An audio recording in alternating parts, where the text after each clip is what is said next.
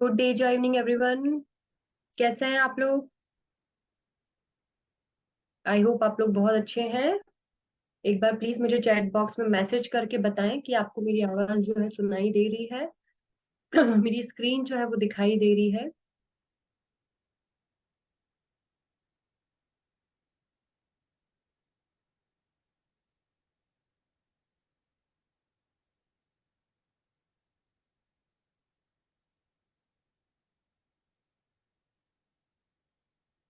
Yes.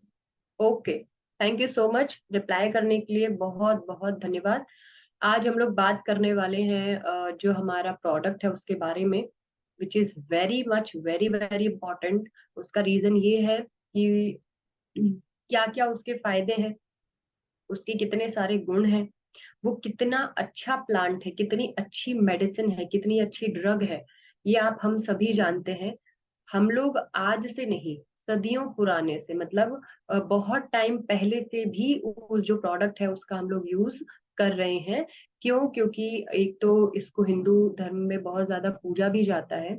Not because कि भाई इसके अंदर माता जी भगवान जी रहते हैं, ऐसा हम लोग नहीं बोल सकते हैं। यस, ये चीज भी है, एक धारणा है।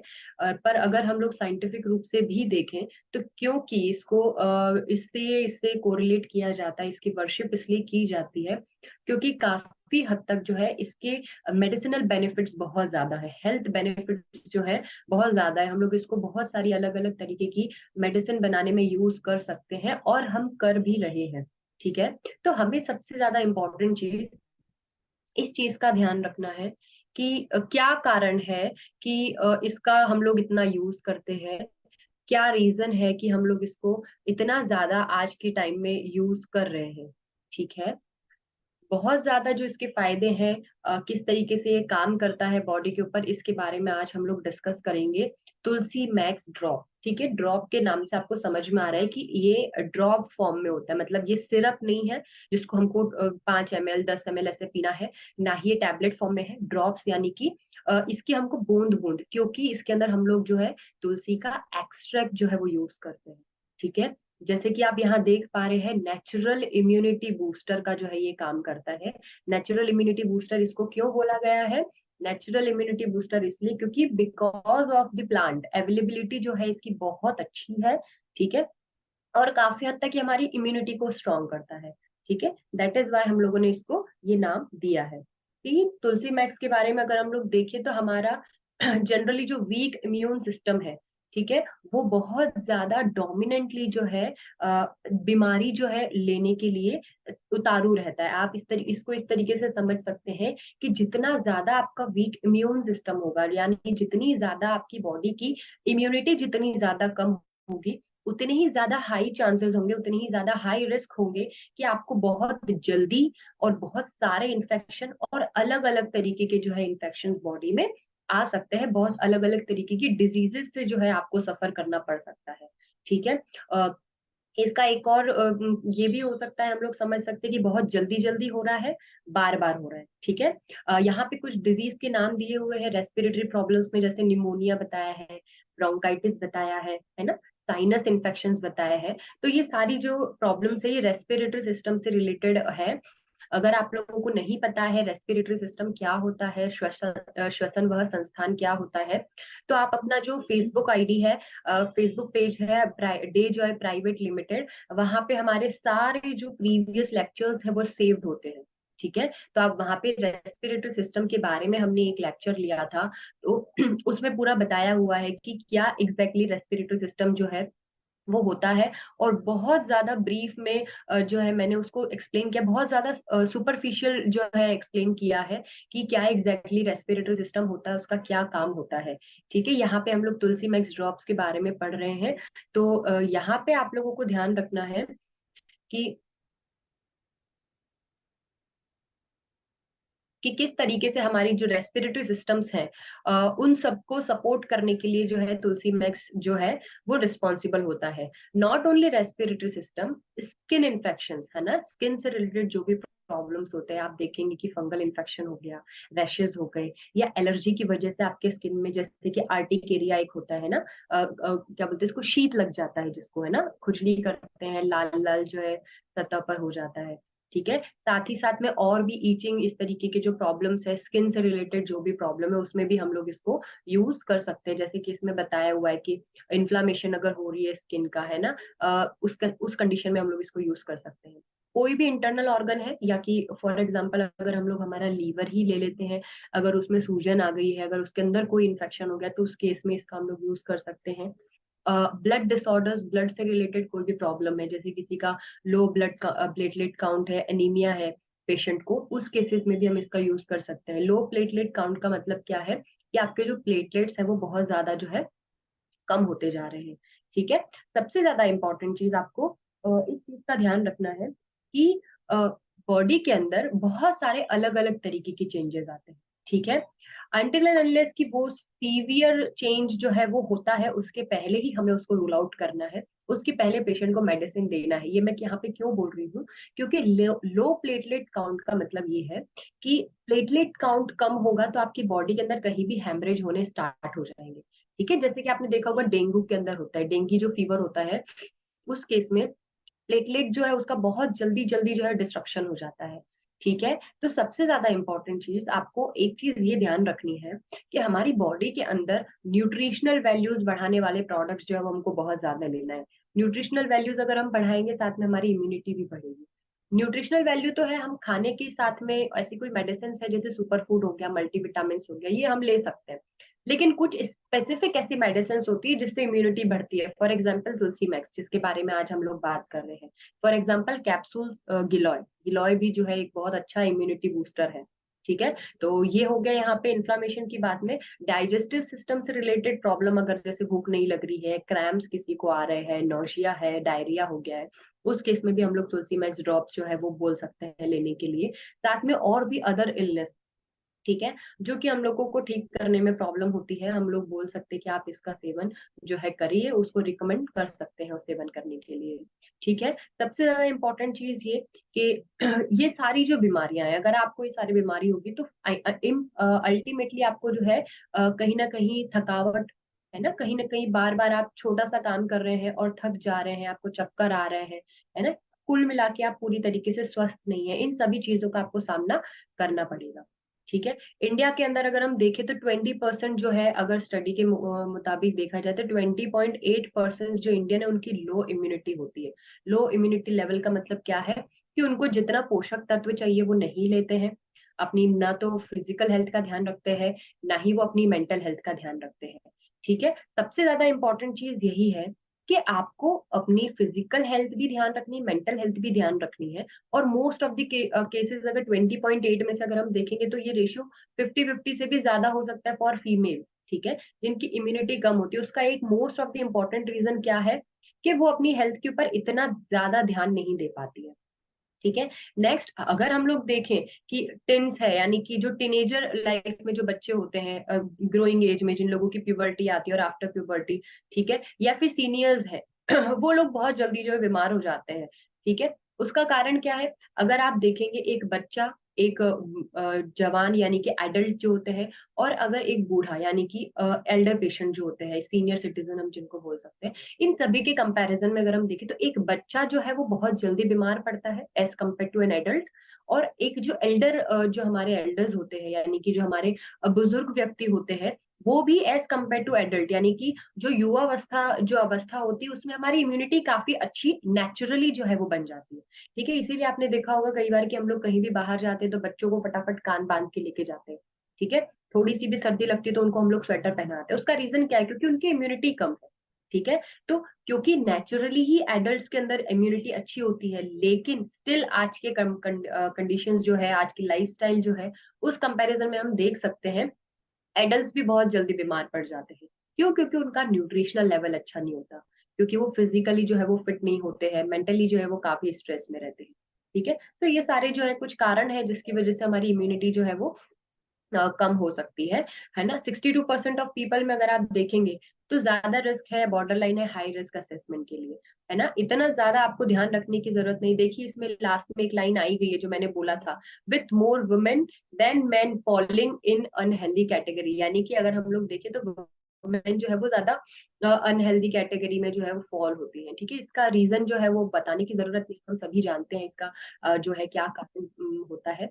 ठीक है, सबसे ज्यादा इंपॉर्टेंट चीज आपको ये ध्यान रखना है, अगर आपको पता चल गया है कि हमारी इम्यूनिटी वीक है, कैसे आप रूल आउट करेंगे, है ना, कि हमारी इम्यूनिटी कम है, आपको बहुत जल्दी जल्दी इन्फेक्शन होंगे, है ना, आप बहुत जल्दी वीकनेस जो है वो फील करेंगे, बहुत ज्यादा जल्दी आपको जो है थकान बॉडी के अंदर फील होगी, बहुत ज्यादा जल्दी आपको कोई भी काम अगर आप कर रहे हो तो आप कॉन्शियस जो है वो नहीं हो पाएंगे, आपको थोड़ा सा ड्राउजी सा लगेगा, बार बार नींद आने जैसा लगेगा, थोड़ा सा लगेगा हम लेट जाते हैं, सो जाते हैं, नींद आ जाती है क्योंकि बॉडी थक गई है।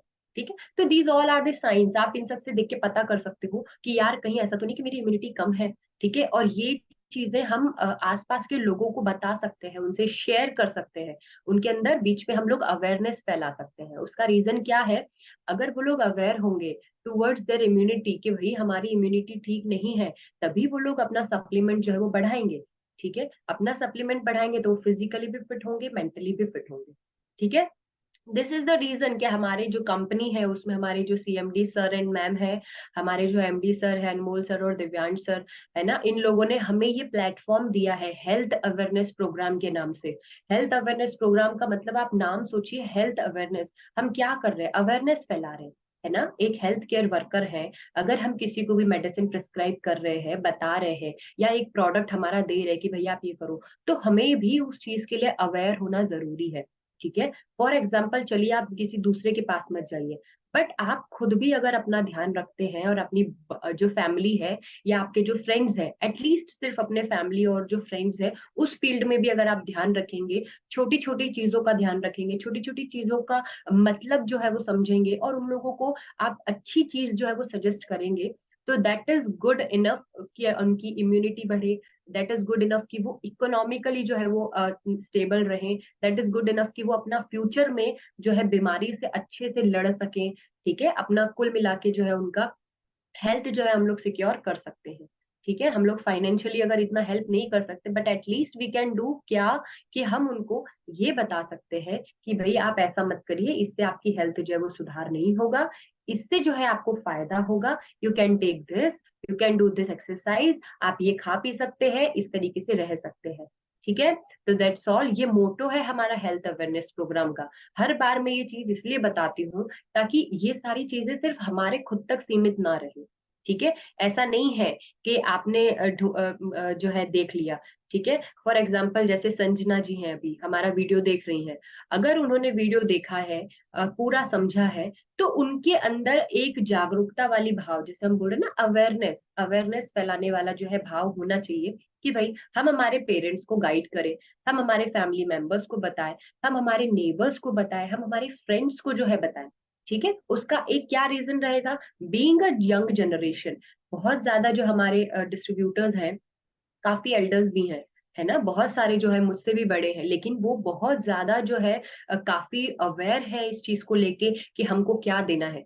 जब एक बार सेशन में बताया जाता है कि हिस्ट्री लेकर के ये सारी डिटेल्स के साथ आप कॉल करिए, तो ये बकायदा जो है उस हिसाब से कॉल करते हैं, उसी हिसाब से पूछते हैं, पेशेंट को ये प्रॉब्लम है, ये चीज है, कभी भी एक भी पॉइंट मिस नहीं करते हैं। ठीक है, तो ये बिल्कुल उनकी तारीफ करना चाहिए, and thank you so much to all those जो बहुत अच्छे से जो है सुनते हैं, उन चीजों को फॉलो करते हैं, क्योंकि उससे सिर्फ मतलब आपकी खुद की मदद नहीं होती बल्कि हमारी भी मदद होती है। फॉर एग्जाम्पल अगर एक कॉल के लिए मुझे 6 मिनट लगने हैं, 5 से 6 मिनट, उसके बीच में मेरे पास 3 से 4 कॉल आके जा चुके हैं, वेटिंग में आके निकल चुके हैं, मे भी हो सकता है नेक्स्ट टाइम वो कॉल ना आए। ठीक है, बट इन केस अगर वो 6 मिनट का जो टाइम है वो हम किसी तरीके से जो है 2 से 3 मिनट अगर कर लेते हैं, वो कैसे, आपके अंडरस्टैंडिंग से, आपने अपना आधा काम पहले ही कर लिया है, जिसमें फटाफट आपने डीजे रेडी रखी है, पेशेंट को क्या प्रॉब्लम है, अगर पेशेंट बताने जैसा है तो आप उसको कॉल दीजिए, अगर वो बताने की हालत में नहीं है, उसको हिंदी समझ में नहीं आती, या ऐसी कोई भाषा वो बोल रहा है कि शायद हमको कम्युनिकेशन में प्रॉब्लम हो, तो आप उससे सब कुछ पूछ के रखिए पहले से, तो कि हमारा जो है टाइम जो है वो बच जाए, और टाइम बचने की वजह से जो हमारे कॉल मिस हो जाते हैं वो मिस ना हो। ठीक है, तो let's come to our point, मतलब कुल मिला के आपको अवेयरनेस का ध्यान रखना है। आप खुद भी अगर अवेयर रहेंगे तो आप अपनी फैमिली को भी अवेयर कर सकते हैं। आप एक अवेयरनेस जो है वो फैलाने की लिए जो है आप ये ध्यान रख सकते हैं कि आप अपनी कुल मिला के एक कम्युनिटी जो है उसको एक तरीके से आप उसको लिटरेट कर रहे हैं, एक तरीके से आप अपना योगदान दे रहे हैं कि वो भी अपनी चीजें जो है वो ध्यान रखें। ठीक है, तो ये जो था ये अवेयरनेस पे लेक्चर हमारा एक एडिशनल हो चुका है। ठीक है, तो आई होप आप लोग इस चीज को समझे कि कितना जरूरी है हर चीज को लेके अवेयर होना। ठीक है, आपने एक स्लोगन सुना होगा, जागो ग्राहक जागो। ठीक है, that is because that is for customers. ठीक है, हम लोग जो है अपना अवेयरनेस, हेल्थ अवेयरनेस के बारे में बोल रहे हैं, हमारी हेल्थ को क्या प्रॉब्लम है, हमको जो है पेशेंट को क्या सजेस्ट करना है, हम अपनी हेल्थ को लेके ये चीज कर सकते हैं जिसकी वजह से हमें फायदा होगा। तो that's all. Natural immunity booster इसको क्यों बोला गया है, मैंने अभी आपको स्टार्टिंग में ही बताया था कि नेचुरल क्यों, क्योंकि प्राकृतिक रूप से ये मिलता है हमें। ठीक है, हर जगह अवेलेबल है। ठीक है, कई बार जो है आप लोगों से ये क्वेश्चन पूछते होंगे जो कस्टमर्स है या फिर जो भी आपके रिलेटिव्स हैं कि इसका इतना कॉस्ट क्यों है और ये दवाई तो इतनी सस्ती है। तो you have to answer them कि भाई इसके अंदर ये सारी चीजें डली हुई है ना। कितना मुश्किल होता है इन सभी चीजों को कलेक्ट करना। जस्ट फॉर एग्जाम्पल मैं आपको एक चीज बताती हूँ कि जैसे अस्थप्राश हो गया, उसकी कॉस्ट इतनी हाई क्यों बताई गई है, उसके अंदर लॉट्स ऑफ ड्रग्स है ना, उनको टाइम से कलेक्ट करना, टाइम से उसको प्रोसेस करना।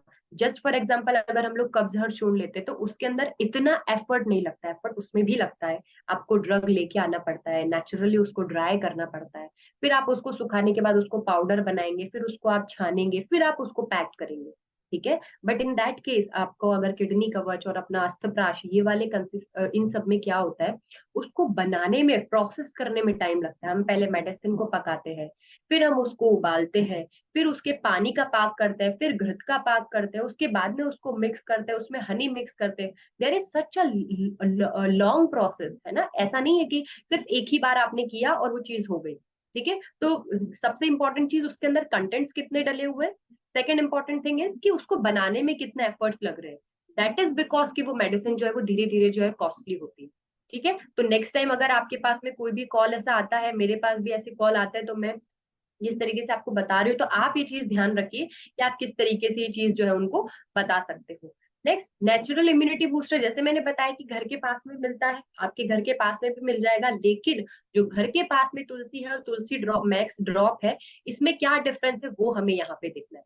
ठीक है, अब इम्यूनिटी सिस्टम जो है हमारा, इम्यून सिस्टम है, उसको स्टिमुलेट करेगा ही, साथ में इम्यूनिटी को बूस्ट कर ही रहा है, रेस्पिरेटरी हेल्थ का ध्यान रखेगा, डाइजेस्टिव हेल्थ का ध्यान रखेगा, हार्ट की हेल्थ को ध्यान रखेगा, और ऑल ओवर जो हमारी वेलबिंग है उसको जो है ये ठीक रखेगा। ठीक है, नेक्स्ट जो है बॉडी को रिजुविनेट करता है और साथ में माइंड को भी रिजुविनेट करता है। ठीक है, बॉडी को रिजुविनेट करना और माइंड को रिजुविनेट करना सी क्या है, अगर आपकी बॉडी रिजुविनेट होगी लेकिन आपका माइंड रिजुविनेट नहीं हुआ तो दैट इज नॉट गुड, है ना। अगर आप बहुत अच्छे हैं, हेल्दी हैं, दिखने में हेल्दी है, लेकिन आपको पता नहीं, आपकी मेंटल एबिलिटी अच्छी नहीं है ना, आप टाइम से सोते नहीं है, टाइम से उठते नहीं है, आप अपना काम खुद का नहीं कर पा रहे, आप लोगों के काम नहीं आ पा रहे, तो क्या मतलब है इतनी अच्छी जो फिजिकल हेल्थ है उसका। ठीक है, दोनों हेल्थ बहुत ज्यादा जरूरी है। ठीक है, नेक्स्ट, इसका मोड ऑफ एक्शन, किस तरीके से ये काम करता है। ठीक है, यहाँ पे आपको पता चलेगा कि सिर्फ एक तरीके की तुलसी नहीं होती, है ना। हमारे घर में हम लोग लगाते हैं, that is one type of tulsi, क्योंकि हम उसकी पूजा करते हैं। अब हम लोग ऐसा नहीं कि 5 तरीके की तुलसी जो है वो लाके लगाए। ठीक है, लेकिन आपको 5 तरीके की तुलसी कहाँ मिलेगी, वो यहाँ मिलेगी, तुलसी मैक्स ड्रॉप्स में मिलेगी। ठीक है, डेली हेल्थ सप्लीमेंट है ये। यहाँ पे जो डिफरेंट टाइप्स ऑफ स्पीशीज होती है ना, एक तरीके की तुलसी नहीं होती, जो अलग अलग तरीके की तुलसी है, उन सभी को मिला करके हेल्थ को और अपनी जो जनरल हेल्थ वेलबिंग है उसको प्रमोट करने के लिए इसको बनाया गया है। ठीक है, बहुत अच्छा सोर्स है एंटीऑक्सीडेंट्स का। इम्यूनोमॉड्यूलेटरी प्रॉपर्टीज का मतलब ये है कि अगर इम्यून सिस्टम कम काम कर रहा है तो भी ये बढ़ाएगा, अधिक काम कर रहा है तो उसको कम करेगा। ठीक है, इसका मतलब मैं यहाँ पे इसलिए बता रही हूँ कि इम्यून सिस्टम जो है हमारा कुल मिला के रेगुलेट करने का ये काम करता है। ठीक है, जो कि बेनिफिशियल होता है हमारी इम्यूनिटी को बनाए रखने में। ठीक है, anti bacterial, anti viral, anti fungal properties भी इसके अंदर होती है, जो कि हमको बहुत सारा जो अलग अलग तरीके के जो हमारे अलग अलग तरीके के इन्फेक्शंस है ना, बैक्टीरियल इन्फेक्शंस, वायरल इन्फेक्शंस, इन सभी से होने से बचाती है। ठीक है, नेक्स्ट कंपोजिशन, क्या क्या इसके अंदर डला है, तो मैंने जैसे बताया था अलग अलग स्पीशीज डली है, श्यामा तुलसी, विष्णु तुलसी, राम तुलसी, वन तुलसी, ठीक है। तो दीज ऑल आर दी तुलसी, मतलब इसमें सिर्फ तुलसी ही है, इसीलिए इसका नाम हमने तुलसी मैक्स ड्रॉप बोला है, ठीक है। इम्यूनिटी बूस्टर कैसे है, तुलसी एक रिच सोर्स है एंटीऑक्सीडेंट का, विटामिन सी इसके अंदर पाया जाता है, जिंक इसके अंदर पाया जाता है, ठीक है। इसी के कारण ये क्या है, बहुत अच्छा नेचुरल इम्यूनिटी बूस्टर होता है, ठीक है। इन्फेक्शन जो है वो हमको नहीं होते हैं, बहुत ज्यादा अच्छा anti bacterial, anti fungal, anti जो है वायरल इन्फेक्शन जो है, मतलब कुल मिला के आपको viral infection, fungal infection, bacterial infection, इन सभी चीजों से जो है प्रोटेक्ट करके रखने का इसका काम होगा। और भी वैरायटी ऑफ इन्फेक्शन, सिर्फ ये सभी इन्फेक्शन नहीं होते, और भी होते हैं, बट मेनली जो है infection, these all are the infection, ठीक है। रिड्यूस करता है कोल्ड कफ, अगर आपको हो रहा है कोई भी रेस्पिरेटरी डिसऑर्डर्स है, ठीक है। तो इन सभी कारण से जो है ये हमको बचा के रखने का काम करता है। कंजेशन अगर चेस्ट के अंदर हो रहा है तो ये काम करेगा, और ये कैसे काम करेगा, जैसे इसके अंदर कैम्फिन है, सिनियोल है, यूजिनॉल है, तो ये सारे जो है इसके कंपोनेंट, मतलब इसके अंदर जो कंटेंट्स होते हैं, कंटेंट इज तुलसी। और तुलसी के अंदर केमिकल्स जो है वो क्या है, ये है केमिकल प्रॉपर्टीज के अंतर्गत जो है इसके अंदर ये चीजें मिलती है। एंटी इन्फ्लामेटरी प्रॉपर्टी है, इसलिए इन्फ्लामेशन को कम करता है ये, ठीक है। ब्लड प्रेशर में भी हमको काफी हद तक मदद करेगा। कार्डियोवास्कुलर यानी कि हार्ट से रिलेटेड और हार्ट की जो वेसल्स है उसके उससे रिलेटेड जो है प्रॉब्लम्स, उसमें भी काफी हद तक उसके सिम्टम्स में रिलीफ कराने में मदद करता है। साथ ही साथ में डिटॉक्सिफिकेशन का भी काम करता है, इसीलिए आपने देखा होगा जो मेटाबॉलिक स्टेज 1 और मेटाबॉलिक स्टेज 2 है, उन दोनों के केसेस में हमने क्या दिया है, तुलसी मैक्स दिया है। आप अच्छे से उसको जब मेटाबॉलिक स्टेज 1 2, हाँ यस, हम आप लोग इतने सारे अभी कनेक्ट हुए हैं, आपको एक चीज ध्यान होनी चाहिए, metabolic stage 1, metabolic stage 2 and metabolic stage 3, अगर आपके पास में है कि मेटाबॉलिक स्टेज 1 2 3 के अंदर क्या क्या है, तो then it is perfectly fine. अगर आपके पास में नहीं है तो आप ऑफिस से कॉल करके कनेक्ट करके मेटाबॉलिक स्टेज 1 2 3 जो भी मैं उसके अंदर दिया हुआ है प्रोडक्ट्स, वो सभी जो है अपने पास रखिए, क्योंकि बहुत इंपॉर्टेंट है, बहुत काम की चीज है। आप किसी को भी इसको लेने के लिए बोल सकते हैं, ठीक है। ठीक है, तो यहाँ पे डिटॉक्सिफिकेशन का क्योंकि काम रहता है, इसीलिए हमने इसको मेटाबॉलिक स्टेज के अंदर इन्वॉल्व किया है, ठीक है। तुलसी लीव्स जो है वो इंडाइजेशन में भी मदद करती है, लॉस ऑफ एपेटाइट, भूख अगर अच्छे से नहीं लगी उस केस में भी हम इसको यूज कर सकते हैं। फ्लैटुलेंस, किसी को गैस का प्रॉब्लम है, ब्लोटिंग अगर हो रही है, इसमें भी हम पेशेंट्स को लेने के लिए बोल सकते हैं, ठीक है। एंटीऑक्सीडेंट्स में रिच होती है, तो ये इसी वजह से बहुत अच्छी है हमारे हेयर्स के लिए, बहुत अच्छी है हमारे स्किन के लिए, ठीक है। तो हम लोग इसको जो है बहुत ज्यादा मात्रा में हम लोग बोल सकते हैं पेशेंट को लेने के लिए, ठीक है। सो इसके बेनिफिट्स क्या है, अगर हम लोग देखेंगे कि इसके क्या क्या बेनिफिट्स है, तो ये हम लोगों ने अभी देखा कि these all are the benefits of tulsi में, ठीक है। अब इंडिकेशंस क्या है, जैसे मैंने बताया इम्यूनिटी, कहीं पर भी इम्यूनिटी का नाम आएगा तुलसी मैक्स स्ट्रॉ, ठीक है। नेक्स्ट सपोर्ट करता है अपनी हार्ट को, रेस्पिरेटरी सिस्टम को, स्ट्रेस जो है उससे बचाता है, फैटिक जो है उससे बचाएगा, सिम्टोमेटिक जो फ्लू हो रहा है, आपको एलर्जीज हो रही है, इन्फेक्शन हो रहे हैं, उन केसेस में आप इनको दे सकते हैं, ठीक है। हाइपर सेंसिटिविटी के केसेस में नहीं देना है, यहाँ पे फिर से मैं आपको बता रही हूँ, कुछ केसेस ऐसे आते हैं, जनरली नहीं होते हैं, लेकिन तो भी अगर आप देखेंगे हजारों में से कोई एक या लाखों में से कोई एक केस ऐसा आ जाता है कि भाई हमें ये चीज जो है वो सूट नहीं कर रही है, इट मे बी आपको कॉज कर सकता है, स्किन पे रैशेस हो सकते हैं, चेहरे पे दाने उठ सकते हैं, खुजली हो सकती है, हो सकता है आपको लूज मोशन लगे, हो सकता है आपको वॉमिटिंग हो। अगर इन केस में अगर आपको कोई भी चीज ऐसी दिख रही है तो आप उसको तुरंत बोलिए, स्टॉप करने के लिए बोलिए कि ठीक है आप इस चीज को ना लें। ब्रेस्ट फीडिंग मदर या फिर कोई भी हमारी प्रेग्नेंट है लेडीज, उस केस में आप इनको नहीं देंगे। मैंने बता दिया ये कंसंट्रेटेड एक्सट्रैक्ट है। कंसंट्रेटेड एक्सट्रैक्ट का मतलब क्या है, अगर मैं तुलसी लेती हूँ, तुलसी को पीसती हूँ और उसके बाद में उसको निचोड़ती हूँ, तो दैट इज तुलसी का स्वरस, यानी कि तुलसी का रस। फॉर एग्जाम्पल जैसे हम लोग कोई भी फ्रूट्स लेते हैं, जो फ्रूट जूस बनाते, दे ऑल आर जूसेस, ठीक है।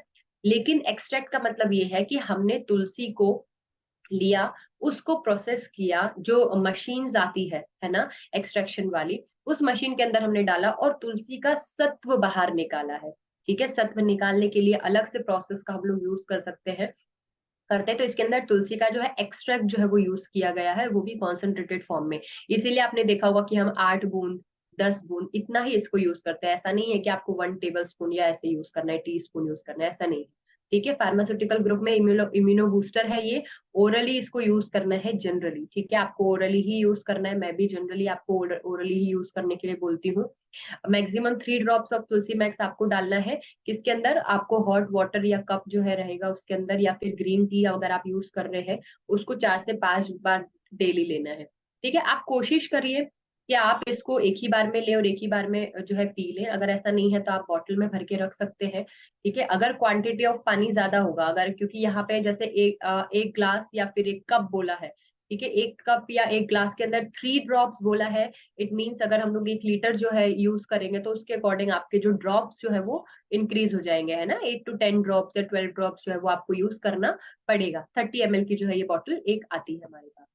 तो दैट्स ऑल, ये तुलसी मैक्स के बारे में था। तुलसी मैक्स के बारे में मैं आपको बता चुकी हूँ कि क्या है।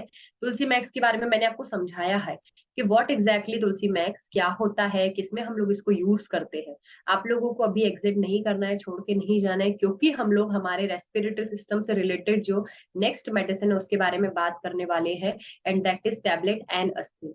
ठीक है, एन अस्थिल टैबलेट क्यों इंपॉर्टेंट है, उसके अंदर क्या ऐसी चीजें हैं जो हम लोगों को बहुत ज्यादा जो है हेल्प करेगी हमारे रेस्पिरेटरी सिस्टम से रिलेटेड जो भी प्रॉब्लम्स है उनको ठीक करने में, तो उसके बारे में आज हम लोग बात करने वाले हैं। ठीक है, एन अस्थिल टैबलेट है ना। अस्थिल से समझ में आ गया आपको कि अस्तप्राश, है ना, अस्थिल cough syrup, N Asthil tablet. तो ये जनरली एक मोटा सा हम समझ सकते हैं कि ये एक इस कैटेगरी में जो है वो लाई कर रही है, जहां पे हम लोगों को रेस्पिरेटरी सिस्टम से रिलेटेड अगर कोई प्रॉब्लम है उस केस में मेजरली हम इसका यूज करेंगे। ठीक है, रेस्पिरेटरी सिस्टम से रिलेटेड फिर यहाँ पे मैं आपको वही बोलूंगी, हमारे सारे वीडियोस जो है वो डे जॉय प्राइवेट लिमिटेड पे फेसबुक के जो पेज है वहां पे आप जाके देख सकते हैं, उस पे सर्च कर सकते हैं अगर आपको रेस्पिरेटरी सिस्टम से रिलेटेड कुछ भी देखना है तो। ठीक है, एंड मोर ओवर यहाँ पे जो ब्रोंकियल कंजेशन है या फिर शॉर्टनेस ऑफ ब्रेथ जो आपको देखने को मिलता है, बहुत सारे लोग कंप्लेन करते हैं, ठीक है, कि हमें ये परेशानी है, सांस लेने में दिक्कत हो रही है, हम सांस नहीं ले पाते अच्छे से, तो उस केसेस में हम लोग इसका यूज करते हैं, टैबलेट एन अस्थिल का। क्यों यूज करते हैं, किस तरीके से यूज होता है, उसके बारे में हम लोग यहाँ जानेंगे कि रेस्पिरेटरी जो डिजीज है, ठीक है, is a type of disease जिसके अंदर लंग्स, ठीक है, या लंग्स से रिलेटेड जो अदर पार्ट्स है वो इन्वॉल्व होते हैं, जैसे कि एल्वुलाई हो गया, वो तो उसका पार्ट है, ऊपर की साइड में जो ट्रेकिया है, ब्रोंकस है, ठीक है। तो इतना सारा आपको ध्यान रखने की जरूरत नहीं है, डायग्राम के अंदर आप देख लीजिए कि जो हमारे फेफड़े हैं और फेफड़ों तक जो नलियां जो है सांस पहुंचाती है, कुल मिला के वो जो तंत्र है यानी कि श्वसन वह तंत्र, उस तरीके से जो है इसका काम होता है। ठीक है, सांस लेने में अगर परेशानी हो रही है, श्वसन व संस्थान से रिलेटेड कोई भी परेशानी, तो इस केसेस में हम लोग एनएसएल टैबलेट का यूज करेंगे। रेस्पिरेटरी जो डिजीज है जनरली क्यों कॉज होती है, कोई भी इन्फेक्शन अगर आपको हो गया है, पहला रीजन। नेक्स्ट इज, अगर आपने टोबैको लिया है, या तो आप खा रहे हो टोबैको या फिर आप मतलब पी रहे हो, यानी कि स्मोकिंग अगर आप कर रहे हैं, तो स्मोकिंग के केसेस में भी आपको जो है बहुत ज्यादा प्रॉब्लम्स हो सकती है। ठीक है, सेकेंडरी टोबैको स्मोकिंग, इसका क्या मतलब है, सेकेंडरी सेकेंड हैंड, इसका देखिए ये है, मैंने हर बार आपको एक्टिव और पैसिव इस तरीके से दो चीजें बताई है स्मोकिंग का। अगर कोई स्मोक कर रहा है उससे दूर हट जाइए आप। ठीक है, कुल मिला के इतना सा बात है, अगर आप स्मोकिंग नहीं करते लेकिन कोई दूसरा स्मोकिंग कर रहा है उसके पास में नहीं बैठना, उससे दूर हट जाना है। नेक्स्ट इज, अगर एयर पॉल्यूशन है, अलग तरीके के कोई भी पोल्यूशन हो सकता है एयर फॉर्म में, व्हीकल से निकल रहे हैं, फैक्ट्री से निकल रहे हैं, ठीक है, तो ये सभी जो है डिजीज रेस्पिरेटरी सिस्टम से रिलेटेड है। रेस्पिरेटरी डिजीज जो है उसके अंदर ये सारी डिजीजेज इन्वॉल्व होती हैं, जहां पे आप नाम पढ़ सकते हैं, इसके अंदर अस्थमा है, क्रोनिक ऑब्स्ट्रक्टिव पल्मोनरी डिजीजेज है, आपने देखा होगा कई बार कि जो आपके पास में पेशेंट्स आते हैं, वो लोग इस तरीके से नाम लेते हैं कि हमें ये परेशानियां हैं। कुल मिला के आपको सिर्फ इतना ध्यान रखने की जरूरत है कि जो अगर हम लोग देखें कि हमारे इंडिया के अंदर अगर बर्डन देखिए 18% ऑफ वर्ल्ड पॉपुलेशन, ठीक है, उसमें से भी 32% ऑफ, अगर हम लोग ग्लोबल में देखें, मतलब इंडिया का 18%, लेकिन अगर वर्ल्ड के ग्लोबली अगर हम देखें तो 32% जो है रेस्पिरेटरी डिजीजेस से रिलेटेड है। ठीक है, रेस्पिरेटरी बर्डन इंडिया के अंदर सेकंड है। इस्चेमिक हार्ट डिजीज जो है वो भी प्रॉब्लम एक बहुत जो है बड़ा है, स्टेट लेवल पे एनालाइज भी किया गया है। Global burden of disease data जो है उसके अकॉर्डिंग, डाटा वगैरह आपको याद रखने की जरूरत बिल्कुल भी नहीं है, आप सिर्फ इतना ध्यान रखिए। अगर 10 में से 3 लोग भी आपको ऐसे मिलते हैं कि जिसको सांस लेने में परेशानी है, ठीक है, मीन्स ये एक बहुत बड़ा डाटा है। ठीक है, एक परिवार में आप देखेंगे तो आपको 2 से 3 लोग ऐसे मिल जाएंगे जिनको सांस लेने में परेशानी होती है। ये अलग बात हो सकती है कि सांस लेने में भी उसको लंग्स में प्रॉब्लम है, ब्रोंकिया में प्रॉब्लम है, या क्या परेशानी है, लेकिन कोई ना कोई परेशानी आपको मिल सकती है। क्रोनिक रेस्पिरेटरी डिजीज जो है वो भी रिस्पॉन्सिबल होती है टोटल डेथ के लिए। मतलब आप ये नहीं सोचें कि हमें सांस लेने में परेशानी है तो हमें आगे कुछ भी नहीं होगा, ऐसा नहीं है। वो भी आपके लिए जानलेवा साबित हो सकती है ऐसी कंडीशंस में, अगर कोई बहुत एक्सट्रीम कंडीशन हो गई है तो।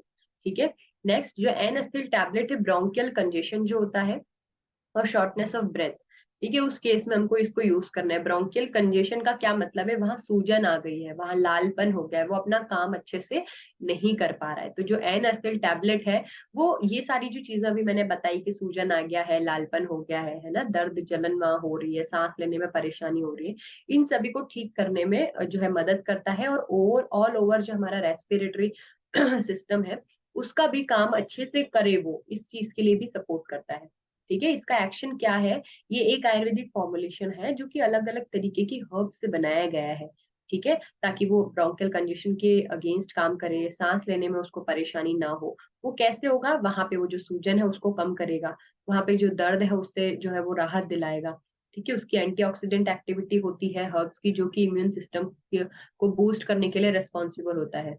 ठीक है, इम्यून सिस्टम को बूस्ट करने के लिए रेस्पॉन्सिबल होगा, यानी कि वो कहीं ना कहीं आपके श्वसन व तंत्र को मजबूत करेगा। मजबूत करेगा तो आपको कोई भी इन्फेक्शन होने के चांसेस नहीं होंगे। ठीक है, these all are the composition, ये सभी इसके अंदर डले हुए हैं। अमलतास इसके अंदर है, मुलेठी डला है, अकरकरा डला है, उत्तंगंग डला हुआ है। ठीक है, ये सारी जो हर्ब्स हैं, ये सारी हर्ब्स काफी हद तक हमारे जो सिस्टम है उसको स्ट्रॉन्ग करने का जो है काम करती है। ठीक है, यहाँ पे कंजेशन जो है वो कम करेगी, इसकी वजह से रेस्पिरेटरी ट्रैक्ट जो है काफी हद तक सुधार लाएगा। और सुधार लाएगा तो बलगम जो बनने का चांस रहते हैं, जो है ना एक्सपेक्टोरेंट आता है, उसको जो है बनने में काफी हद तक मदद मिलेगी, वो बाहर निकलेगा, है ना। आपको आपने कई बार सुना होगा कि जो सांस लेते हैं तो अंदर से घर घर की आवाज आती है ना, कोई इंसान सांस नहीं ले पा रहे अच्छे से उस केस में। ठीक है, it has expectorant and bronchodilator properties, इसका मतलब ये है, एक्सपेक्टोरेंट जैसे कि बलगम है उसको बाहर निकालेगा, ब्रोंको डायलेटर मतलब ये जैसे मान लीजिए नली है ना, इतना इसके अंदर जगह होना होती है, पर ये जगह जो है वो सिकुड़ करके इतनी सी हो गई। अब आप देख रहे हैं इसके अंदर कितनी छोटी जगह है। ठीक है, तो ये क्या करेगा, ये जो सिकुड़ी हुई जगह है इसको वापस से बड़ा कर देगा। ठीक है, ब्रोंको डायलेटर यानी कि जो रास्ता छोटा है वो इतना है, क्योंकि रास्ता तो इतना ही होना चाहिए, इतना ही बड़ा रास्ता होना चाहिए, लेकिन ये बीमारी की वजह से जो है सिकुड़ के इतना पतला हो गया। आप देख रहे हैं कितना छोटा छेद दिखाई दे रहा है इसके अंदर, लेकिन अगर आप ये दवाई लेंगे तो ये छेद वापस बढ़ करके इतना बड़ा हो जाएगा। यानी कि ब्रोंको डायलेटर काम का ये करता है। कुल मिला के सांस की जो नलियां हैं उनको अच्छी तरीके से हवा आए और हवा बाहर निकले, यानी कि जो हमारा हम जो सांस ले रहे हैं वो अंदर बाहर अच्छे से कर सके, उसका आना जाना प्रवेश और निषेध जो है वो अच्छे से हो, उस के ऊपर जो है ये काम करता है। इसी तरीके से ये रिलीव करता है हमारी ब्रेथलेसनेस को, यानी कि सांस लेने में जो परेशानी है। ये एक तरीके से एंटी एलर्जिक काम करता है, एंटी इंफ्लामेटरी प्रॉपर्टीज इसकी होती है, सूजन को कम करता है काफी हद तक। ठीक है, अगर इसके एंटीऑक्सीडेंट प्रॉपर्टीज हैं तो इसकी वजह से ये हमारी इम्यूनिटी भी बढ़ाता है, इंटरनल इम्यूनिटी भी बढ़ाता है। ठीक है, जो बॉडी के सेल्स है उनको जो है वो प्रोटेक्ट करता है, तो ताकि वो हमारे जो भी इन्फेक्शंस हो रहे हैं उनके अगेंस्ट जो है वो लड़ाई कर सके। ठीक है, इंडिकेशंस क्या है, bronchial congestion, shortness of breath, यानी कि ब्रोंकियल कंजेशन का मतलब ये है कि सांस लेने में परेशानी, सांस से संबंधित कोई भी परेशानी तो आप उनको ये चीज लेने के लिए बोल सकते हैं। साथ में शॉर्टनेस ऑफ ब्रेथ अगर है तो उस केसेस में, या रेस्पिरेटरी सिस्टम की वेलबिंग के लिए, मतलब नॉर्मली भी अगर आपको लेना है, कोई परेशानी नहीं है, उस केस में भी आप ये चीज दे सकते हैं। ठीक है, अगेन हाइपर सेंसिटिविटी, कोई भी रिएक्शन होगा उस केसेस में आप इसको नहीं देंगे। प्रेगनेंसी या फिर ब्रेस्ट फीडिंग वाली कंडीशन में आप ये नहीं देंगे। कार्डियक अगर डिसऑर्डर्स है, किडनी डिसऑर्डर्स है, डायबिटीज है, हाई बीपी है, उस केसेस में आप इनको नहीं देंगे। और कोई भी पीडियाट्रिक यूज में नहीं लेगा इसको। पीडियाट्रिक यूज के लिए इसलिए मना किया गया है क्योंकि बच्चों के लिए कुछ चीजें जो है वो थोड़ी सी हैवी डोज हो सकती है। ठीक है, आपको पता नहीं है और टैबलेट के अंदर कितना कंटेंट बच्चे के लिए चाहिए। आधी गोली चाहिए थी लेकिन आधी से थोड़ी ज्यादा टूट गई, आपने दे दिया, वो उसको लॉस करेगा। ठीक है, टैबलेट फॉर्म में आता है, रेस्पिरेटरी स्टिमुलेंट का काम है, रेस्पिरेटरी सिस्टम को अच्छे से काम करवाने के लिए मदद करता है। ओरल जो है वो इसका एडमिनिस्ट्रेशन है, रूट ऑफ एडमिनिस्ट्रेशन, यानी ये टैबलेट जो आपको मुंह से खाना है, 2 टैबलेट डेली लेना है, या फिर जैसे भी आपके फिजिशियन बताएंगे उसके अकॉर्डिंग। और पैक देख सकते हैं आप, 60 और 120 के पैक में ये अवेलेबल होती है। ठीक है, तो ये हमारा एन अस्थिल टैबलेट के बारे में था। क्योंकि आज हम लोग लंग्स यानी कि हमारा रेस्पिरेटरी सिस्टम से रिलेटेड जो है बात कर रहे हैं, तो रेस्पिरेटरी सिस्टम से रिलेटेड एक और बहुत ज्यादा इंपॉर्टेंट हमारी जो एक ड्रग बचती है, दैट इज अस्थिल कफ सिरप, है ना। अस्थिल कफ सिरप बहुत ज्यादा इंपॉर्टेंट क्यों है? क्योंकि जनरली पेशेंट कंप्लेन करता है कि हमको बहुत ज्यादा खांसी हो गई है, ठीक है, सांस लेने में परेशानी। जैसे कि मैंने बताया, एन एसिल टैबलेट सपोर्ट करता है हमारे लंग्स को, ठीक है।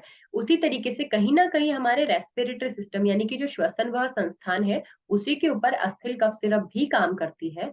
और अस्थिल कफ सिरप के काम करने के कारण ही हमें पता चलता है, मतलब इसका अच्छी तरीके से काम, क्योंकि खांसी में आराम दिला रहा है।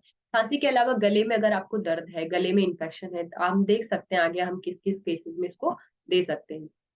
क्रॉनिक कफ अगर है, आपको कुल मिला के ये चीज ध्यान रखनी है, अगर आपको कोई भी परेशानी हो रही है श्वसन वह संस्था से रिलेटेड है, यानी रेस्पिरेटरी सिस्टम से रिलेटेड अगर कोई भी परेशानी है, तो रेस्पिरेटरी सिस्टम के केसेस में क्या होता है, अगर आपको कोई भी इंफेक्शन हुआ, ठीक है, फॉर एग्जाम्पल मान लीजिए लंग्स में कोई इन्फेक्शन हुआ, या आपके ट्रेकिया में कोई इन्फेक्शन हुआ, तो उसका एक सबसे ज्यादा इंपॉर्टेंट, आपको पता कैसे चलेगा? सांस लेने में परेशानी है ये तो पता चलेगा, साथ में और खांसी आएगी, बार बार आपको खांसी आएगी, आपको लगेगा कि हम गले में कुछ फंसा हुआ है, मुझे उसको बाहर निकालना है।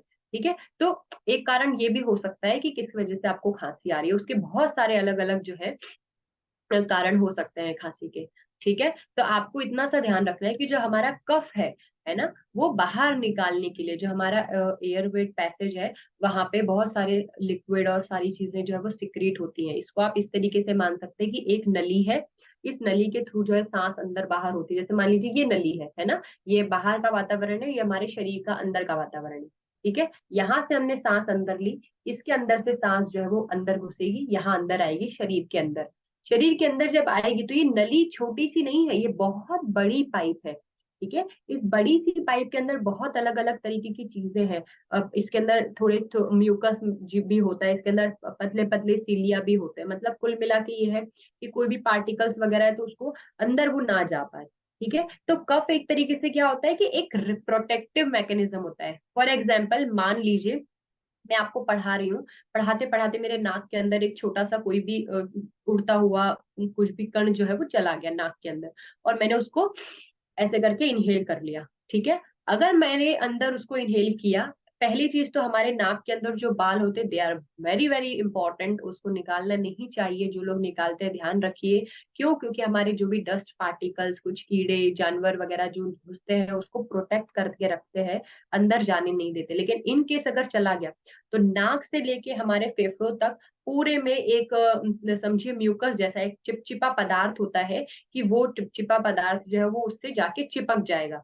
ठीक है, हमारी जो दीवार बनी हुई है, मान लीजिए वो अंदर मेरे अंदर गया कीड़ा, वो कीड़ा अंदर जाएगा, दीवार से चिपक जाएगा, वो जो दीवार है वो धीरे धीरे या तो खांसी के थ्रू उस कीड़े को बाहर निकाल देगी, या तो फिर मुझे छींक आ जाएगी। ठीक है, तो ये एक तरीके का प्रोटेक्टिव मैकेनिज्म है। अगर आपके रेस्पिरेटरी सिस्टम में कोई ना कोई परेशानी हो रही है, तो उस केसेस में आपको ध्यान रखना है कि हमें ये जो है देखने के लिए मिलता है कि उसको जो है खांसी होने लगती है। ठीक है, तो यहाँ पे प्रेवलेंस रेट वगैरह बताया है, तो आपको उन सब चीजों को इतना ध्यान रखने की जरूरत नहीं है। ठीक है, सिम्टम एक तरीके का, यानी कि खांसी जो है ये अपने आप में कोई अलग से वो नहीं है, कोई दूसरी बीमारी होने के कारण जो आपको खांसी देखने के लिए मिल सकती है, कफ जो है वो देखने के लिए मिल सकता है। ठीक है, अलग अलग इन्फेक्शंस हो गए, अलग अलग स्मोकिंग जैसे आप ले रहे हैं, है ना, या फिर कोई भी सेकेंडरी स्मोकिंग है, कोई दूसरा सिगरेट जो है पी रहा है, बीड़ी पी रहा है और आप उसके पास में बैठे हैं, या कोई भी एयर पोल्यूशन अगर हो रहा है, उस केसेस में बिल्कुल आपको खांसी आता है ना, और उस खांसी की वजह से हम लोग इसको यूज करेंगे। ठीक है, कोई भी सीओपीडी यानी कि यहाँ पे जैसे नाम लिख रखा है, क्रोनिक ऑब्स्ट्रक्टिव पल्मोनरी डिजीज, यानी कि लंग्स से रिलेटेड कोई भी परेशानी है ना, पल्मोनरी फाइब्रोसिस हो गया, निमोनिया हो गया है, या लंग कैंसर हो गया है, तो उस केसेस में हम इनको मेडिसिन को देंगे। यहाँ पे मैं आपको एक चीज बताना चाहती हूँ, बहुत सारे पेशेंट्स ऐसे भी होते हैं जो लंग अपने कैंसर के लास्ट स्टेज पे होते हैं, ठीक है, जिनको काफी हद तक ये पता नहीं होता है कि एग्जैक्टली आगे ट्रीटमेंट कैसा होना है, आगे हम ठीक होंगे कि नहीं होंगे, या हमें पता है कि वो ठीक नहीं हो सकते। उस केस में हम ऐसा नहीं कर सकते हैं कि हम उनको मेडिसिन ना दे। अगर वो हमसे मेडिसिन की उम्मीद करें तो हम उनको दे सकते हैं, लेकिन हमें उनको ये बात बतानी है कि ये कंडीशन आपकी पहले जैसी नहीं होगी। फॉर एग्जाम्पल, जैसे यहाँ लंग कैंसर की बात हुई, ठीक है, तो कैंसर इज अ स्टेज जहां पे अगर आप अर्ली स्टेज में हो तो उसका ट्रीटमेंट ऑफ कोर्स पॉसिबल है, लेकिन अगर लेट स्टेज है तो आप उसकी क्वालिटी ऑफ लाइफ को ही इम्प्रूव कर सकते हो। क्वालिटी ऑफ लाइफ का मतलब क्या होता है कि पेशेंट को जैसे कोई बीमारी हुई है, उस बीमारी के केस में अगर उसको बहुत ज्यादा कमजोरी हो रही है ना, वो बीमारी आप ठीक नहीं कर सकते, लेकिन आप अच्छा सा खाना देके, अच्छा न्यूट्रिशन देकर के उसकी कमजोरी जो है वो दूर कर सकते हैं। ठीक है, कुल मिला के ये है कि जैसे यहाँ लंग कैंसर बताया है, तो ये लंग कैंसर को ठीक कर देगा ऐसा नहीं है, ठीक है, बट हम लोग इसको लंग कैंसर के पेशेंट्स में दे सकते हैं ताकि लंग कैंसर की वजह से जो सिम्टम्स आ रहे हैं जैसे खांसी वगैरह वो थोड़े से सबसाइड हो सके।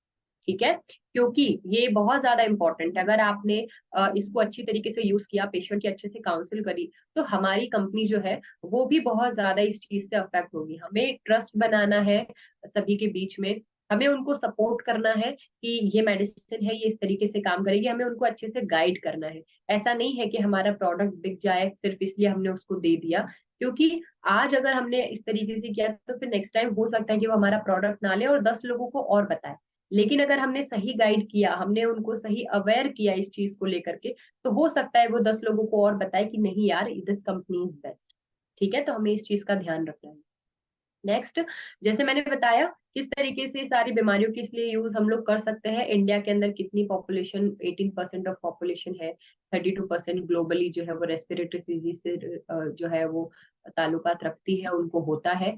ये चीज आपको ध्यान रखना है।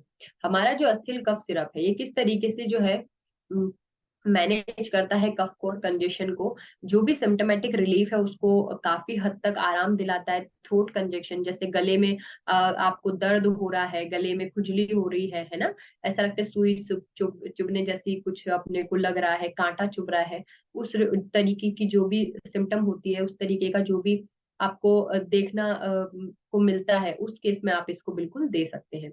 अस्थिल कफ सिरप एक आयुर्वेदिक कफ सिरप है ना, एक आयुर्वेदिक ऐसा प्रिपरेशन है जिसको अलग अलग जो हर्ब्स है उससे मिलके बनाया गया है, ताकि वो कॉम्प्रहेंसिवली काम कर सके खांसी को रिलीफ देने में। साथ में जो थ्रोट का कंजेशन है, जैसे दर्द मैंने बताया थ्रोट में होता है, ठीक है, साथ ही साथ में जो फ्लू और कोल्ड जो होते हैं उसके मैनेजमेंट में भी काफी हद तक इसका जो जो है आराम रहता है। साथ ही साथ ये रेस्पिरेटरी जो सिस्टम है उसकी वेलबींग को भी प्रमोट करता है। ठीक है, इस तरीके से हमें ध्यान रखना है, ना केवल सिर्फ एक चीज है ना, बल्कि अलग अलग तरीके की जो परेशानियां हैं रेस्पिरेटरी सिस्टम से रिलेटेड, उन सभी में ये हमको मदद करता है। यहाँ पे देखिए ये नंबर ऑफ हमारे जो भी कंटेंट्स इसके अंदर डले हैं, तुलसी देखिए, तुलसी इसके अंदर भी डली है, मुलेठी इसके अंदर डला है, वनक्षा डला है, कंटकारी डला है, पिपली, सूंठी, मतलब सारे जो हमारे श्वसन व तंत्र को स्ट्रॉन्ग करने वाली चीजें वो सारी इसके अंदर डली हुई है। इसके अंदर एंटी बैक्टीरियल, एंटी माइक्रोबियल जो है प्रॉपर्टीज होती है, एंटीवायरल जो है प्रॉपर्टीज होती है, जिसकी वजह से अलग अलग इन्फेक्शंस से रिलेटेड ये जो प्रॉब्लम्स होती है उसके अगेंस्ट फाइट करता है। साथ ही साथ जो हमारे इन्फ्लामेशन होती है उसको भी कम करता है, गले में दर्द है ना, उससे भी आराम दिलाता है, उसमें भी काफी हद तक जो है ये मदद करता है। साथ ही साथ में ब्रोंकोडायलेक्टर मैंने अभी आपको बहुत अच्छे से समझाया किस तरीके से नली को खोलने का काम जो है ये करता है। साथ में कफ खांसी को कम करता है। ब्रोंकाइटिस यानी कि सूजन अगर आ गई है तो उस सूजन को भी कम करेगा। रेस्पिरेटरी सिस्टम से रिलेटेड कोई भी परेशानी है, श्वसन वह तंत्र जो अपना है, श्वसन वह संस्थान जो है, उससे रिलेटेड कोई भी परेशानी उसको ये ठीक करने का काम करता है। ठीक है, एक एक्सपेक्टोरेंट की तरह काम करता है, जैसे मैंने बताया ना कफ है उसको तोड़ तोड़ के बाहर निकालेगा। ठीक है, तो कफ को तोड़ के बाहर निकालता है, ब्रोंको डायलेटर का भी काम करता है ये। ठीक है, इसका बहुत अच्छा जो सूदिंग इफेक्ट होता है, जो हमारा थ्रोट इन्फेक्शन होता है ना, जिसमें हम बोल नहीं पाते हैं, गले में काफी हद तक जो है कुछ फंसा हुआ सा लगता है, हम बात नहीं कर पाते हैं, तो उसके अंदर काफी हद तक इसमें आराम मिलता है। ठीक है, अस्थिल कफ सिरप के अंदर ये सारी प्रॉपर्टीज है जिसके बारे में मैं आपको बता चुकी हूँ। इंडिकेशंस मैंने बता दिए हैं आपको कि किस केस में देना है, सोर थ्रोट है, कंजेशन है, उस केस में आप देंगे। हाइपर सेंसिटिविटी के केसेस में नहीं देना है, प्रेगनेंसी है, ब्रेस्ट फीडिंग के केसेस में अवॉइड करना है, मेजर गैस्ट्रोइंटेस्टाइनल प्रॉब्लम्स अगर है तो उसमें मना करना है। क्यों? क्योंकि इसके अंदर इस तरीके की तीक्ष्ण औषधियां भी डली हुई है। ठीक है, सिरप के फॉर्म में ये आता है, रेस्पिरेटरी स्टिमुलेंट इसका फार्मास्यूटिकल ग्रुप है। 10 to 15 ml अगर आप चाहें तो इसको दे सकते हैं। यहाँ पे आप अपनी डायरी और पेन से लिख ले कि ये सिरप लेने के बाद में पानी नहीं पीना है। ठीक है, पेशेंट को सजेस्ट करना है अस्थिल कफ सिरप जब भी लेंगे तो आप प्लीज पानी मत पीजिए।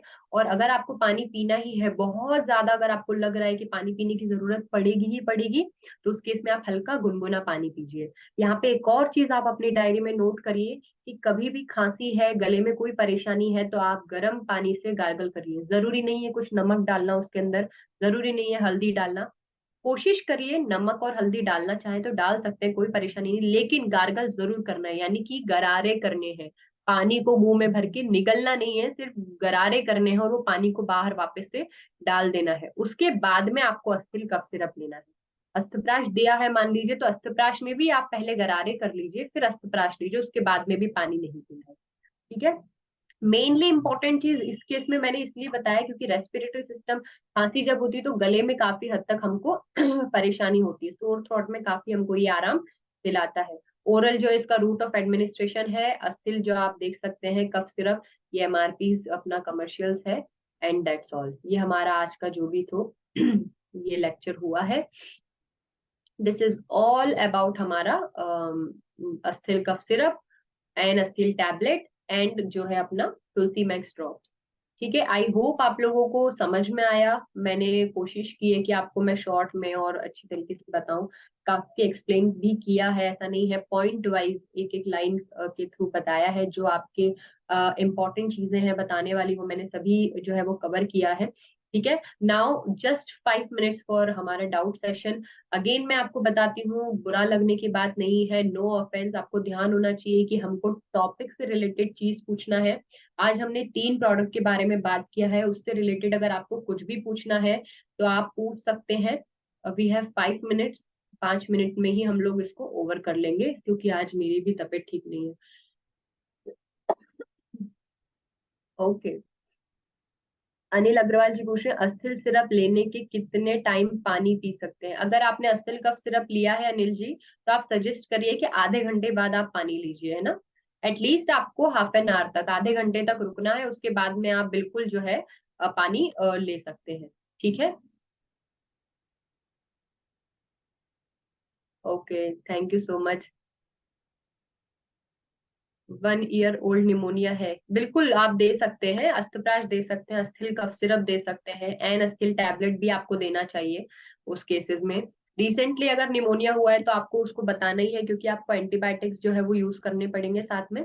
ठीक है, और उसके अलावा जो है आपको ये जैसे मैंने बताया अस्थिल कफ सिरप आज बताया है, उसके हिसाब से आप दीजिएगा। लक्ष्मण जी, आई होप आपको समझ में आ गया है। इयोसिनोफिलिया के लिए भी आप ये एसएल कफ सिरप भी देंगे, लेकिन इयोसिनोफिलिया के केसेस में आप गोपीनाथ जी क्या अपना कैप्सूल गिलॉय भी ऐड करिए ना, कैप्सूल गिलॉय। एलर्जी के केसेस में अस्तप्राश भी आप दे सकते हैं, बिल्कुल Astaprash is a very good drug, आप वो भी यूज कर सकते हैं। ठीक है, एन अस्टिल टैबलेट डायबिटीज वालों को क्यों नहीं दे सकते हैं? एक्चुअली देखिए ऐसा है कि कुछ ड्रग्स और टैबलेट्स के फॉर्म में क्या होता है कि हम लोग गुड़ यूज करते हैं, है ना। हम लोग हनी यानी कि शहद यूज करते हैं उसको बनाने के केसेस में, है ना, किसी किसी में मिश्री का यूज होता है। तो दैट बिकॉज ऑफ दैट हम लोग इसमें बोलते हैं कि आप कोशिश करिए, अवॉइड करिए। लेकिन यहाँ पे मैं हर बार आपको एक बात बोलती हूँ कि अगर उनका ब्लड शुगर लेवल कंट्रोल्ड है तो आप उस केसेस में बिल्कुल उनको यूज करने के लिए बोल सकते हैं, आप उनको दे सकते हैं, कोई परेशानी नहीं होगी। ठीक है, लेकिन अगर उनका ब्लड शुगर लेवल कंट्रोल्ड है, बॉर्डर लाइन है तो। लेकिन अगर ऐसा है कि भैया 250 तक जा रहा है, उस केस में आप प्लीज उनको अवॉइड करिए और पहले ब्लड शुगर लेवल नॉर्मल लाइए, उसके बाद में फिर आप अपना अस्तप्राश, किडनी कवर, जो भी आपको इस तरीके की ड्रग देना है जो मना किया हुआ है, वो आप फिर दे सकते हैं। डायबिटिक पेशेंट्स को एनएसटिल टैबलेट और अस्तप्राश क्यों नहीं दे सकते हैं? मैंने बता दिया है, आपने शायद सुना नहीं, है ना, ये चीज सबके लिए लागू होगी। डोंट रिपीट द क्वेश्चन, आप ध्यान रखिए, है ना। गोपाइल्स कैसे लेना है? गोपाइल्स देखिए, वैसे मैंने बताया है, आप टॉपिक से हटके अगर क्वेश्चन पूछेंगे तो मैं आंसर नहीं करूंगी आपको, तो आप प्लीज ध्यान रखिए। 15-15 ml दे सकते हैं सुबह शाम खाने के बाद में। और नेक्स्ट टाइम से हम अपने सेशन से रिलेटेड ही आंसर करेंगे। Thank you so much Suresh ji, Sanjeev ji, Kusumlata ji, Kanwarsal ji. हाँ, ये क्या पूछ रहे हैं? सिर्फ शुगर पेशेंट दे सकते हैं क्या? इसका आंसर मैं दे चुकी हूँ। कौसर आलम, कौसर आलम जी हैं, इनका आंसर मैं दे चुकी हूँ, है ना? किसमें हम शुगर पेशेंट में किसको देंगे, किसको नहीं देंगे। सिस्ट इन स्टमक, अवॉइड करिए उनको। हमारे मैडम को शुगर है और पैर के तलवे में जलन है। आप कॉल करिएगा पीएमएम बसंत जी, आईवीआर पे कॉल करके पूरा प्रिस्क्रिप्शन लेंगे आप, ठीक है? नाक बंद हो जाता है लगभग 5 मंथ से। अच्छा देखिए, ऐसा है कि रेस्पिरेटरी सिस्टम के केसेस में हमारा नाक बंद होना भी एक एक इम्पॉर्टेंट है। आप उस केस में उनको भाप लेने के लिए बोलिए, अस्तप्राश दीजिए, अनस्थिल टैबलेट दीजिए, अस्थिल कफ सिरप दीजिए, कैप्सूल गिलोय दीजिए, और उनको बोलिए भाप ले दिन में 3 बार एटलीस्ट, ठीक है?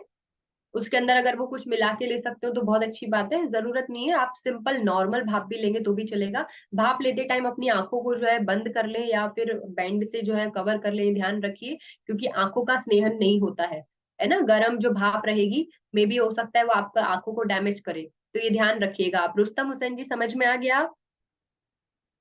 नेक्स्ट, ये क्या बोल रहे हैं?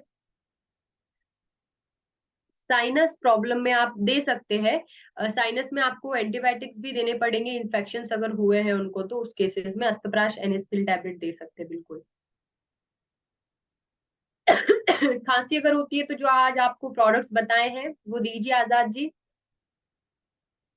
Number of cyst in stomach, what products to give? Suresh ji, avoid करना है, ठीक है?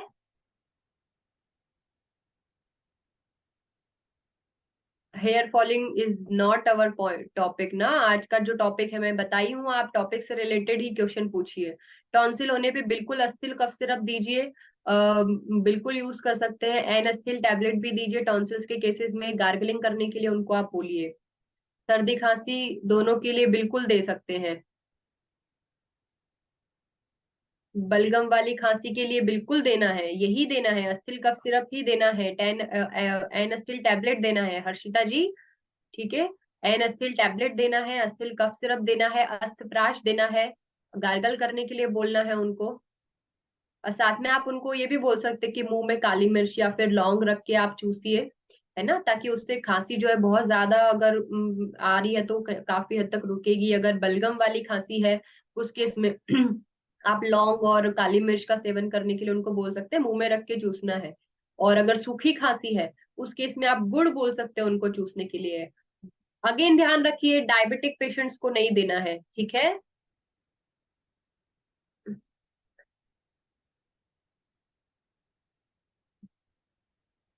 सुरेश जी, ये आपका थर्ड बार क्वेश्चन आ गया ना, no of cyst is in stomach, what product to give. आप एक बार आईवीआर पे कॉल करके बात कर लीजिएगा कल, ओके? श्वास लेने में दिक्कत है यही बताना है सारा। निकुंज जी, जो मैंने बताया है, अस्तप्राश एनास्टिल टैबलेट, ये सभी चीजें देनी है। नोज ब्लीडिंग अलग केस है ना, नोज ब्लीडिंग के लिए परवेज जी आप कॉल करेंगे आईवीआर कॉल पे। शुगर वाले को अस्थिल सिरप, इसका आंसर मैं दे चुकी हूँ अरुण जी। शुगर के वालों के लिए क्या करना है? तुलसी एम्प्टी स्टमक में सुबह ले सकते हैं। देखिए, तुलसी को अकेला नहीं लेना है, तुलसी को पानी के साथ डाइल्यूट करके लेना है। आप पानी लीजिए, उसमें तुलसी ड्रॉप्स डालिए, उसका खाने से कोई रिलेशन नहीं है। आप सुबह उठ के एक ग्लास में ले सकते हैं, खाने के बाद में। देखिए, खाने के जस्ट बाद में तो आप कोशिश करिए कि ना ले, लेना चाहे तो ले सकते हो, उसका कोई ऐसा हार्ड एंड फास्ट रूल नहीं है। आप उसको एक बॉटल में भर के रख सकते हैं, सुबह से दोपहर तक भी पी सकते हैं, ठीक है? Okay, that's all. I hope आपके क्वेश्चंस जो है वो पूरे हो गए हैं।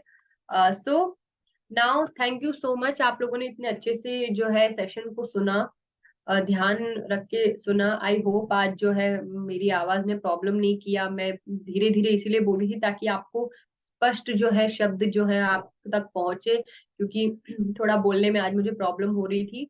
सो आज का जो हमारा सेशन है, इससे हम यही फाइनली निष्कर्ष जो है हमारा निकाल सकते हैं कि हमें किस तरीके से अस्थिल कफ सिरप को, अस्थिल जो टैबलेट है, एनएसटिल टैबलेट है, उसको, तुलसी मैक्स ड्रॉप्स को यूज करना है। और क्योंकि इसका नाम है हेल्थ अवेयरनेस प्रोग्राम, तो हेल्थ अवेयरनेस जो है हमने इसका नाम दिया है। हेल्थ अवेयरनेस के तौर पर हमें बताना भी है लोगों को, अवेयर करना है हमारे फैमिली मेंबर्स को, हमारे नेबर्स को कि किस तरीके से जो है आप इसको यूज करें। ठीक है। नेक्स्ट जो छोटी छोटी टिप्स मैंने आपको बताई है, आप अपनी डायरी में नोट डाउन कर लिया करिए, ताकि नेक्स्ट टाइम कभी हो सकता है कि वो टिप मैं बताऊं, हो भी सकता है कि ना बताऊं, तो जरूरी नहीं है कि हमेशा वो चीज याद रहे। बट आप अपनी जो है डायरी में या नोट्स जो भी है आपके, उसमें एक बार आप लिख सकते हैं उसको। ठीक है। तो that's all. Thank you so much. Healthy रहिए, ठीक है, फिट रहिए, खुश रहिए, शांत रहिए। ठीक है, फिजिकली ही नहीं मेंटली भी स्ट्रांग रहिए, खुद भी रहिए, और अपने आसपास के लोगों को भी स्ट्रांग करिए। ठीक है, क्योंकि अगर आप अच्छी वाइब के साथ रहेंगे, आपका जो ऑरा है वो पॉजिटिव रहेगा, और आप खुद हेल्दी रहेंगे, तो आप अपने आसपास के लोगों को भी पॉजिटिविटी दे पाएंगे, उनको हेल्दी रख पाएंगे, उनको खुशी दे पाएंगे। और ऑफ कोर्स आपके फैमिली को तो खुशी होगी ही, क्योंकि आप खुश हैं। ठीक है। तो that's all, thank you so much. Good day जय इवनिंग, आप लोग अपना ध्यान रखिएगा। ओके।